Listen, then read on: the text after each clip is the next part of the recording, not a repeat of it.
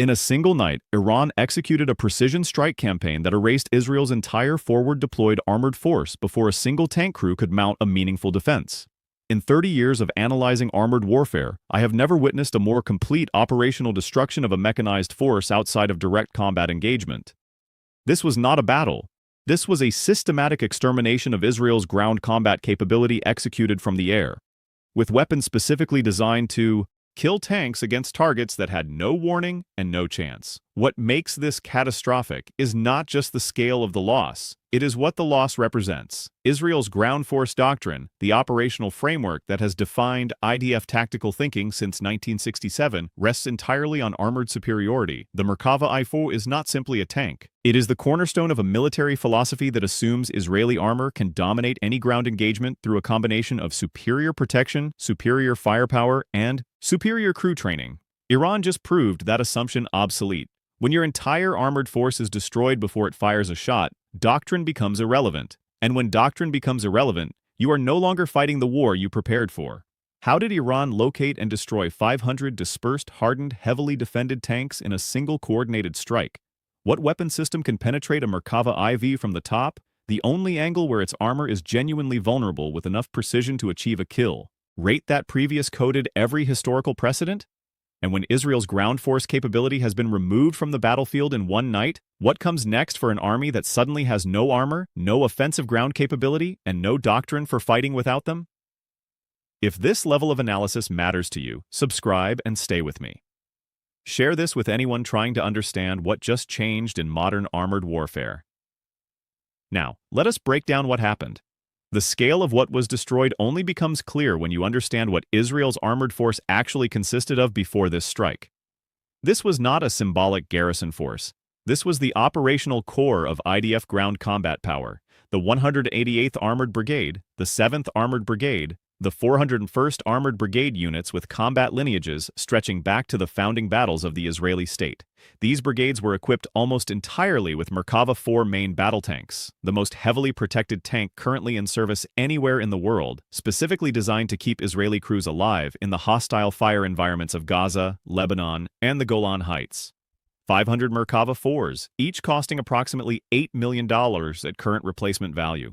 Each crewed by 4 soldiers who represent years of training investment, each carrying a 120mm smoothbore cannon, advanced fire control systems, and the Trophy Active Protection System designed to intercept incoming anti-tank missiles before they reach the vehicle. Each positioned in prepared defensive fighting positions across the northern and southern operational sectors, hardened against artillery, dispersed to prevent mass casualty from a single strike, and supported by integrated air defense coverage. All of it gone. The strike began at 2:47 a.m. local time. The weapons employed were not ballistic missiles, not cruise missiles, not artillery. They were loitering munitions, specifically variants of the Iranian Shahed 136 modified with an anti-armor tandem charge warhead and a millimeter-wave radar seeker optimized for detecting and tracking armored vehicles. The operational concept was devastatingly simple. Flood the operational area with enough autonomous seekers that every tank position within the target zone is covered by at least 2 weapons simultaneously.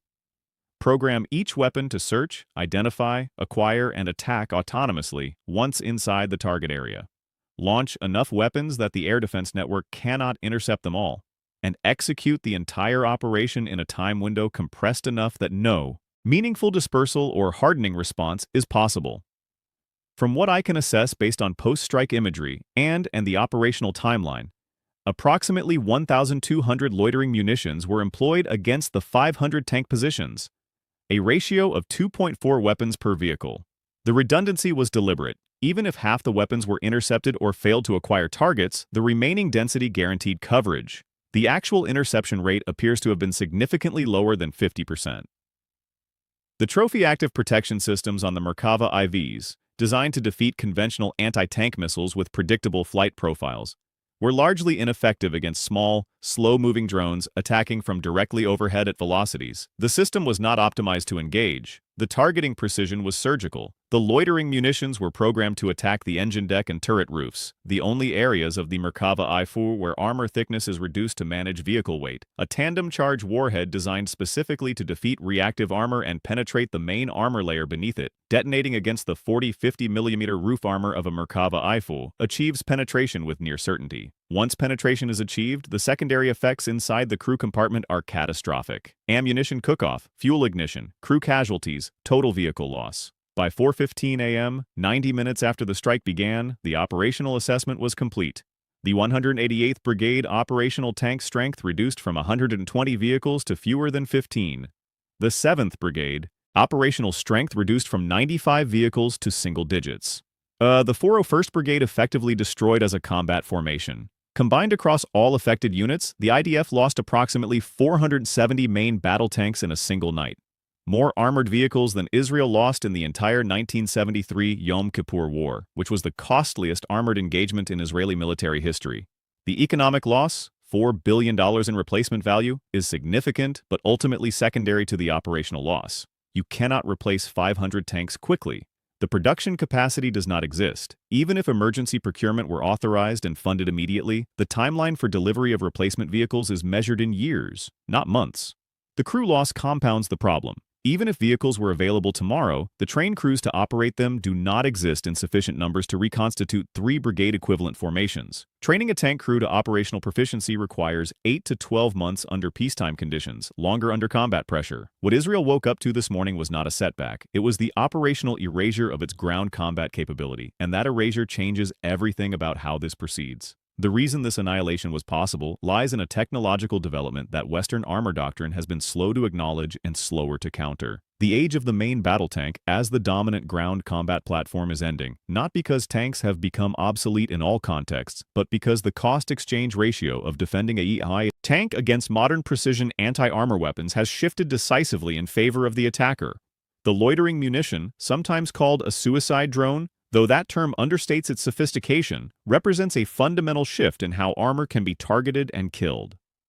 Unlike a traditional anti-tank missile, which must be fired from a known launch position and follows a ballistic or guided flight path that can be detected and potentially intercepted, a loitering munition can be launched from standoff range, fly an unpredictable search pattern over the target area, autonomously identifying classified targets using onboard sensors, and execute a terminal attack profile optimized for the specific target identified, all without requiring continuous communication with a human operator. Iran's Shahed 136 anti-armor variant incorporates several specific design features that made this strike possible. The millimeter-wave radar seeker can distinguish between a tank and other large metal objects, trucks, earth movers, civilian vehicles based on the radar return signature profile.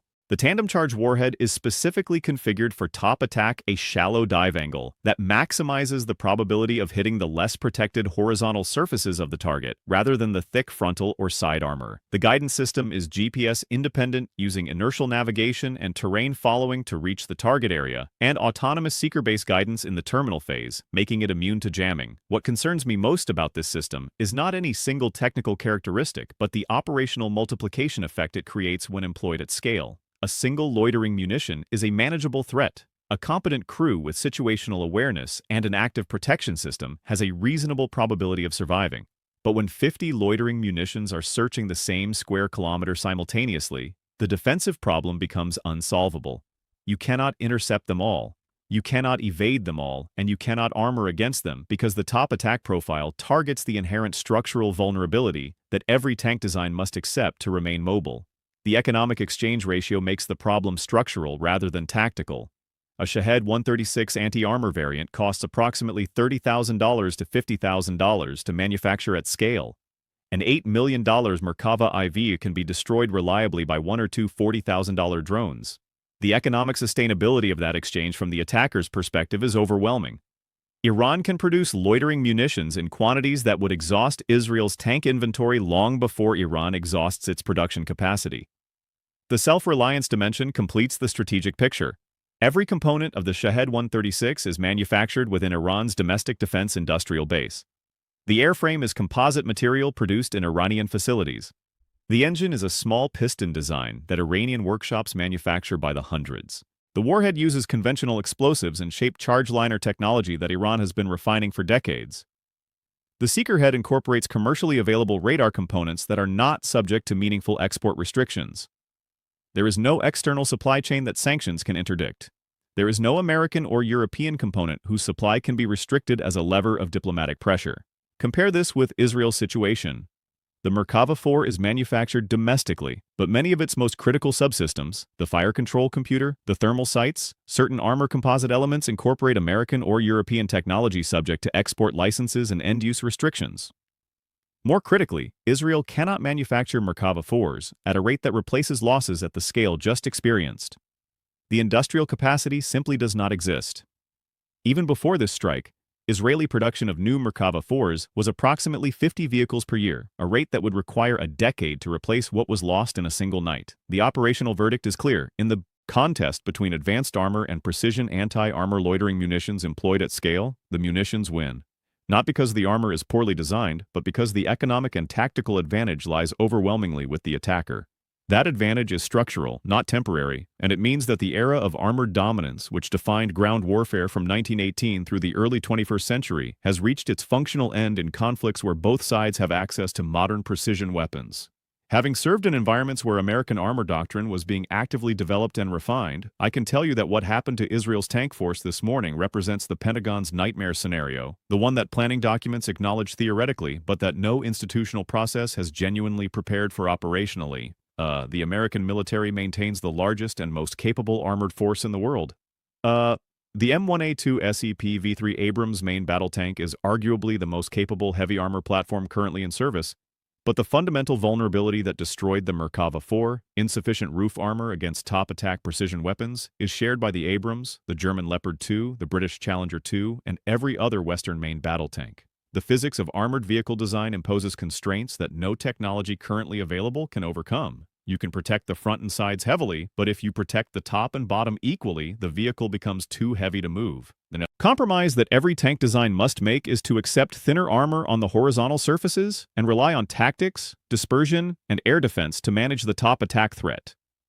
That compromise just failed catastrophically in the most operationally transparent way possible.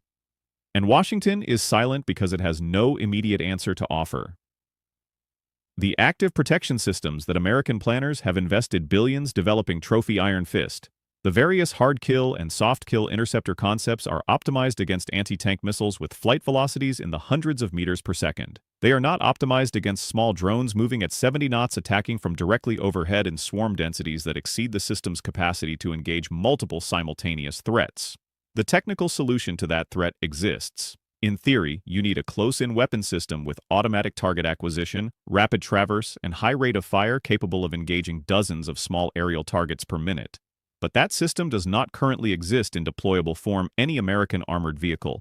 The strategic implication extends beyond the immediate tactical problem. If the Merkava 4 designed specifically with survivability as its absolute first priority, incorporating every lesson Israel has learned from 50 years of armored combat can be destroyed at this scale by an adversary using relatively simple loitering munitions, then every American armored formation forward deployed in Europe, Korea, and the Middle East is vulnerable to the same threat profile. The 1st Armored Division in Poland, the 2nd Infantry Division in Korea, the Armored Brigade combat teams rotating through the Middle East, all of them are equipped with vehicles that share the same fundamental vulnerability that just destroyed Israel's tank force. I know how Washington thinks in these situations. The instinctive institutional response is to reach for a technical fix to accelerate the development of the next-generation active protection system, to modify armor packages, to develop new doctrine for dispersal and hardening. But technical fixes require time, and time is the variable that opponents like Iran are deliberately denying. By the time American industry develops, tests, and fields an effective counter to the loitering munition threat at scale, Iran and its partners will have moved on to the next generation of the threat. The action-reaction cycle in military technology has fundamentally shifted in favor of the attacker because the attacker's solutions are cheaper, faster to develop, and easier to produce at scale than the defender's countermeasures. The silence from Washington reflects not indifference, but genuine strategic uncertainty. The operational framework that has organized American ground combat power for 3 generations, the assumption that heavy armor, properly supported and employed, can achieve and maintain dominance in ground operations against any adversary, has just been invalidated in a way that no amount of spin can disguise. And the institution does not yet know what replaces that framework.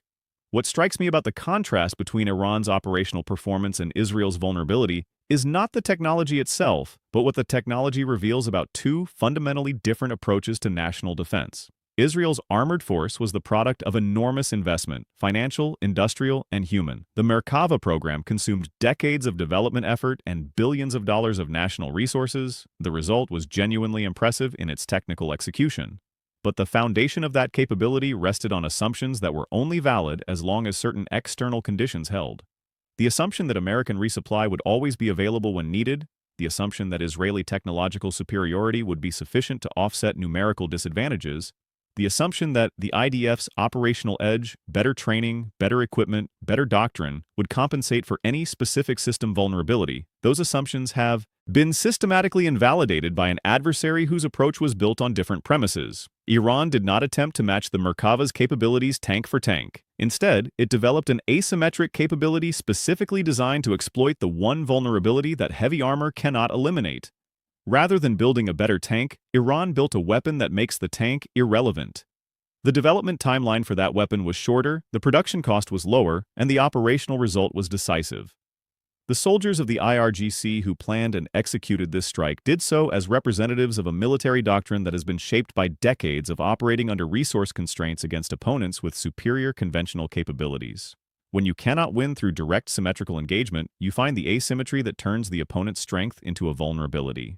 That approach requires creativity, discipline, and a willingness to accept operational risk in pursuit of strategic effect. It produced a strike campaign that annihilated an armored force that Israel spent 50 years building. The crews of the destroyed Merkava 4s were well-trained professionals operating sophisticated equipment in prepared defensive positions with integrated air defense support. They died not because of any failure in their training or performance, but because the operational environment had shifted beneath them in ways that their doctrine and equipment were not designed to handle. That is not a criticism of those soldiers. It is an observation about the limits of borrowed power and the consequences of building a military capability on foundations that depend on external support and technological assumptions that adversaries have studied carefully and learned to defeat. My assessment is that we are witnessing a genuine inflection point in the history of ground warfare, one that will be recognized as such only in retrospect, but whose operational implications are already reshaping how serious militaries think about armored forces. Every major military power that currently maintains heavy armored formations, the United States, Russia, China, India, the European NATO members, is conducting urgent assessments this morning of what the destruction of Israel's tank force means for their own armored doctrine. The technical vulnerability that destroyed the Merkava 4 is shared by every main battle tank currently in service. The loitering munition technology that Iran employed is not uniquely Iranian. Similar systems are in development or operational deployment in Russia, China, Turkey, and several other states. The operational methodology that produced this result, overwhelming precision attack density against dispersed hardened targets, is replicable by any military with adequate planning capability and production capacity. The economic dimension of what happened will resonate particularly strongly in capitals that maintain large standing armored forces at enormous recurring cost. The United States Army maintains approximately 2,500 M1 Abrams tanks in active service at roughly $10 million per vehicle in current sustainment and modernization costs. That represents a $25 billion asset base that has just been demonstrated to be vulnerable to weapons costing a tiny fraction of that amount. The political sustainability of maintaining that force structure when adversaries can destroy it with weapons they can produce in unlimited quantities at minimal cost becomes a genuine question. For nations that have structured their defense procurement around importing Western armor, Saudi Arabia, the UAE, Poland, Taiwan, the demonstration that advanced Western tanks can be destroyed at scale by relatively simple precision weapons will accelerate the strategic repositioning toward either indigenous production capabilities or alternative operational approaches that do not depend on survivability of heavy armor. The Gulf states in particular are drawing conclusions that will manifest in procurement decisions over the next several years. This is not the end of armored warfare. Tanks retain utility in specific operational contexts and will continue to be relevant platforms. But the era of the tank as the decisive ground combat platform, the formation that determines the outcome of ground campaigns through its combination of firepower, protection, and mobility, that era has ended. What comes next is not yet clear. But what is clear is that the operational framework that has organized ground combat since World War II has encountered a technological development that it cannot adapt to without fundamental restructuring. 500 tanks, $4 billion, 50 years of doctrine, all of it erased in 6 hours by an adversary that spent less on the weapons that accomplished the destruction than Israel spent on a single brigade's worth of vehicles. In my career, I have watched many military technologies rendered obsolete by new developments. I have never watched it happen this suddenly or this completely. The question now is not whether Israel can replace what was lost. The question is whether replacing it matters, whether rebuilding an armored force makes operational sense in an environment where that force can be annihilated before it engages by an adversary with unlimited capacity to produce the weapons that killed it. My assessment is that it does not. And if that assessment is correct, then the IDF is facing not a procurement challenge, but a doctrinal crisis that requires rethinking its entire approach to ground warfare. What comes next will be determined by whether Israel's leadership recognizes that reality in time to adapt, or whether they attempt to rebuild what was just destroyed and learn the same lesson twice. Leave your assessment in the comments. If this analysis delivered value, share it and subscribe. The next phase of this conflict